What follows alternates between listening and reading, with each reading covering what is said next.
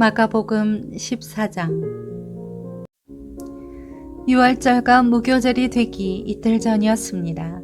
대제사장들과 율법학자들은 어떻게 예수를 체포해 죽일지 궁리하고 있었습니다. 그들은 백성들이 소동을 일으킬 수 있으니 명절에는 하지 말자 라고 말했습니다.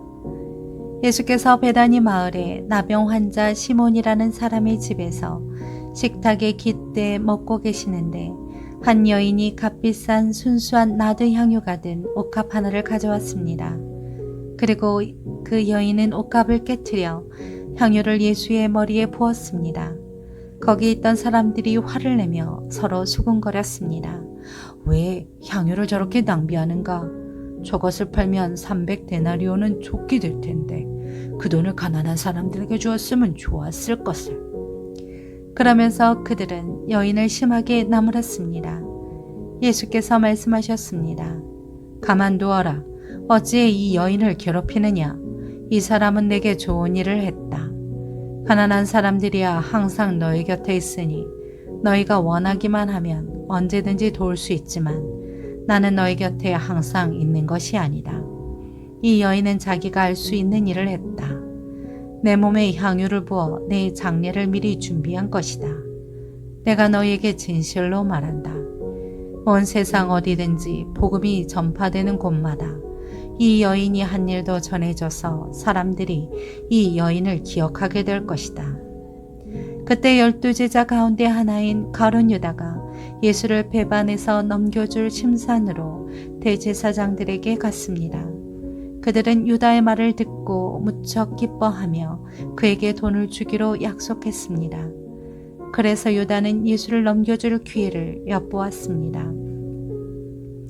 무교절 첫날 유월절 양을 잡는 날에 제자들이 예수께 물었습니다. 우리가 주를 위해 어디에 가서 유월절 음식을 준비하는 것이 좋겠습니까?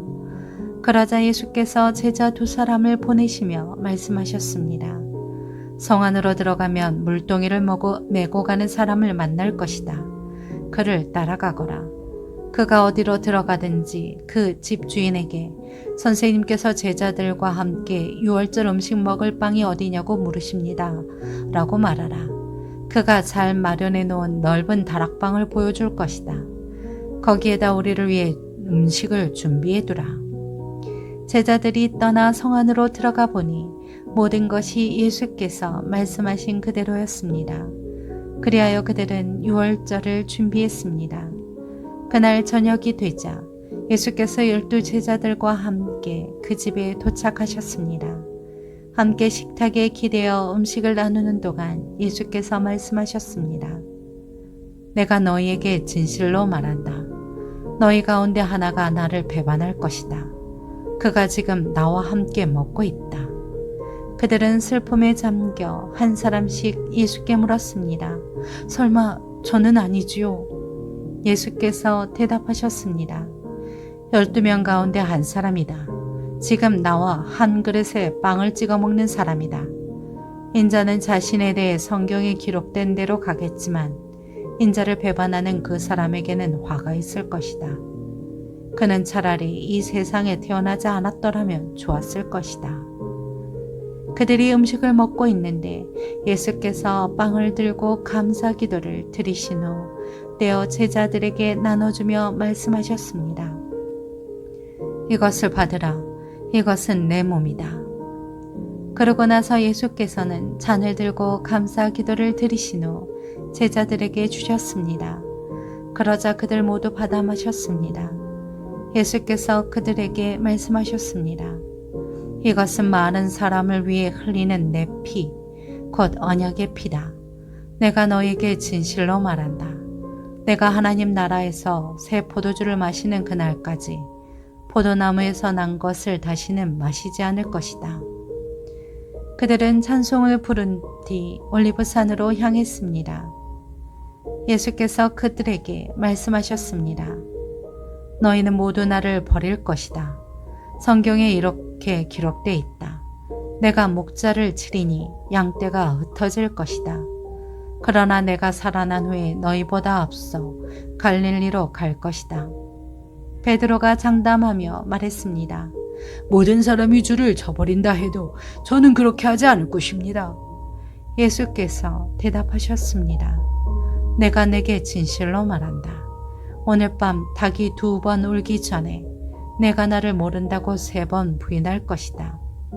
그러나 베드로는 힘주어 말했습니다. 주와 함께 죽을지언정 결코 주를 모른다고 하지 않을 것입니다. 다른 모든 제자들도 같은 말을 했습니다.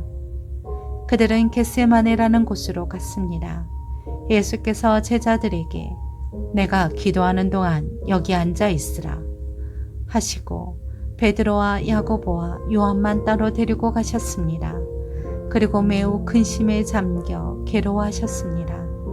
예수께서 그들에게 말씀하셨습니다. 내 마음이 너무 괴로워 죽을 지경이다. 너희는 여기 머물러 깨어 있으라.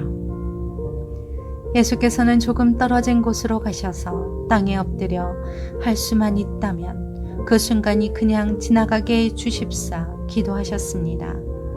예수께서 말씀하셨습니다. 아바 아버지여, 아버지께서는 모든 일이 가능하시니 이 잔을 내게서 거두어 주십시오. 그러나 내 뜻대로 하지 마시고 아버지의 뜻대로 하십시오. 그러고 나서 제자들에게 돌아와 보시니 그들은 자고 있었습니다. 예수께서 베드로에게 말씀하셨습니다. 시몬아, 자고 있느냐? 내가 1시간도 깨어있지 못하겠느냐? 시험에 들지 않도록 깨어서 기도하여라. 마음은 간절한데 육신이 약하구나. 예수께서는 다시 한번 가셔서 똑같은 말씀으로 기도하셨습니다. 그러고는 다시 오셔서 보시니 그들은 또 잠이 들어 있었습니다. 제자들이 너무 졸려 눈을 뜰 수 없었던 것입니다. 그들은 예수께 무슨 말을 해야 좋을지 몰랐습니다. 예수께서 3번째 그들에게 돌아오셔서 말씀하셨습니다. 아직도 졸며 쉬고 있느냐? 이제 됐다. 때가 왔구나. 보라, 인자가 배반당의 죄인들의 손에 넘겨지게 됐다. 일어나라, 가자. 저기 나를 배반할 자가 오고 있다. 예수께서 아직 말씀하고 계시는데 12제자 가운데 하나인 유다가 나타났습니다. 그 곁에는 칼과 몽둥이로 무장한 사람들이 함께 있었습니다. 그들은 대제사장들과 율법학자들과 장로들이 보낸 사람들이었습니다. 예수를 넘겨주는 사람이 그들과 신호를 미리 정했습니다. 내가 입을 맞추는 사람이 바로 그 사람이니 그를 붙잡아 단단히 끌고 가시오. 유다는 예수께 곧바로 다가가 선생님 하고 입을 맞추었습니다. 그러자 사람들이 예수를 붙잡아 체포했습니다. 그때 옆에 서 있던 사람들 가운데 하나가 자기 칼을 빼더니 대제사장 하인의 귀를 쳐 잘라버렸습니다. 예수께서 말씀하셨습니다. 너희가 강도에게 하듯이 칼과 몽둥이를 들고 나를 잡으러 왔느냐? 내가 날마다 너희와 함께 있으면서 성전에서 가르칠 때에는 너희가 나를 잡지 않았다. 그러나 이것은 성경을 이루려고 하는 것이다. 제자들은 모두 예수를 버리고 달아났습니다. 그런데 한 청년이 맨몸에 배에 혼이불을 두르고 예수를 따라가고 있었습니다. 사람들이 그를 붙잡자 그는 혼이불을 버리고 벌거벗은 채 달아나 버렸습니다. 그들은 예수를 끌고 대제사장에게로 갔습니다. 대제사장들과 장로들과 율법학자들이 모두 모여들었습니다. 베드로는 멀찌감치 떨어져 예수를 따라가 대제사장 집 뜰에까지 들어갔습니다. 거기서 그는 경비병들 틈에 앉아 불을 쬐고 있었습니다. 대제사장들과 온 공회가 예수를 죽이려고 증거를 찾았지만 아무런 증거도 나오지 않았습니다. 많은 사람들이 예수에 대해 거짓 증거를 댔지만 그들의 증언이 서로 맞지 않았습니다. 그러자 몇몇 사람들이 일어나 예수에 대해 이렇게 거짓으로 증언했습니다. 우리는 저 사람이 내가 손으로 지은 성전을 헐고 손으로 짓지 않은 다른 성전을 3일 만에 세우겠다고 하는 소리를 들었습니다.